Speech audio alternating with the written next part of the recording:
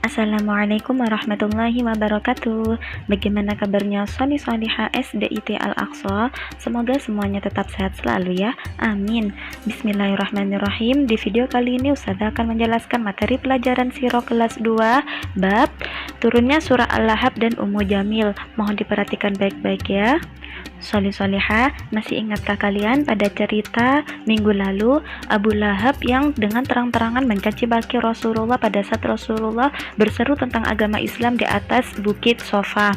Nah, disitulah Allah melaknat Abu Lahab dengan menurunkan firman-Nya, yaitu surah Al-Lahab ayat 1-5. Mari kita baca bersama-sama surah Al-Lahab. Abata Bismillahirrahmanirrahim. Tabbat yada Abi Lahab wa tab ma aghna anhu maluhu wa ma kasab sayasla naran dzata lahab wa imra'atuhu hammalatal hatab fi jidha hablum min masad. Shadaqallahul azim. Yang artinya, binasalah kedua tangan Abu Lahab dan benar-benar binasa dia.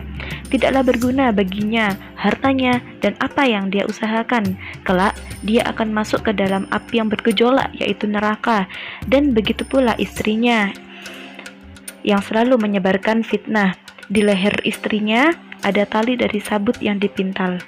Soli Soliha, Abu Lahab mempunyai istri yang bernama Ummu Jamil. Ummu Jamil ini juga sangat tidak menyukai Rasulullah. Ummu Jamil juga sangat marah dan murka dengan turunnya surah Al-Lahab tersebut. Ummu Jamil marah-marah dan tidak sengaja bertemu dengan Abu Bakar. Ummu Jamil berkata, "Apa maksud temanmu melantunkan syair seperti itu tentang diriku?" bentak Ummu Jamil kepada Abu Bakar. Abu Bakar mengerti bahwa yang dimaksud Ummu Jamil adalah Rasulullah SAW. Abu Bakar berkata, "Demi Allah, temanku itu tidak pandai bersyair," kata Abu Bakar. Ummu Jamil pun menjawab, "Bukankah temanmu itu yang mengatakan bahwa di leherku ada tali dari sabut yang dipintai?" kata Ummu Jamil.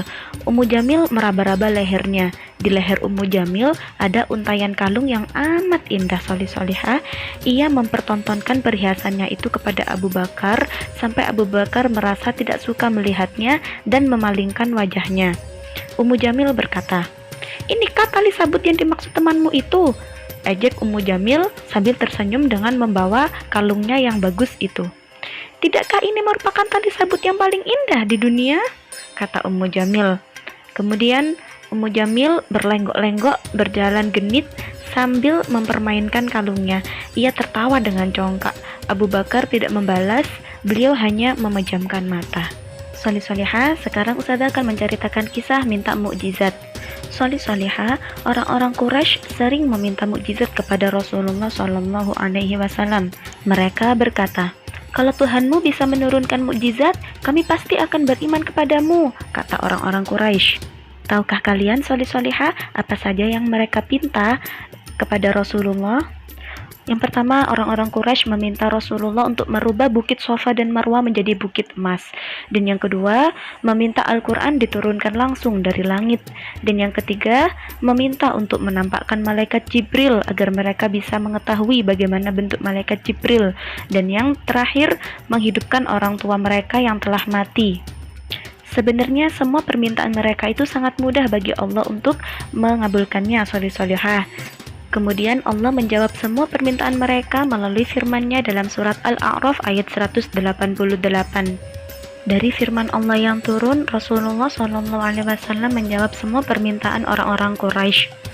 Rasulullah bersabda, "Wahai orang-orang Quraisy, aku hanyalah seorang pemberi peringatan. Bukankah aku tidak meminta kepadamu hal-hal di luar kemampuan akal? Mengapa kamu justru memintaku menunjukkan hal-hal yang tidak masuk akal?" jawab Rasulullah. Menurut teman-teman, apakah orang-orang Quraisy akan menerima Islam atau malah mengusir Rasulullah? Ustazah akan menceritakannya minggu depan. Alhamdulillah, kini teman-teman sudah mengetahui kisah Abu Lahab, Ummu Jamil, dan mukjizat. Sekarang waktunya teman-teman untuk belajar. Silakan dikerjakan sesuai yang sudah Ustazah lampirkan di video. Cukup sekian kisah dari Ustazah, semoga bermanfaat. Wassalamualaikum warahmatullahi wabarakatuh.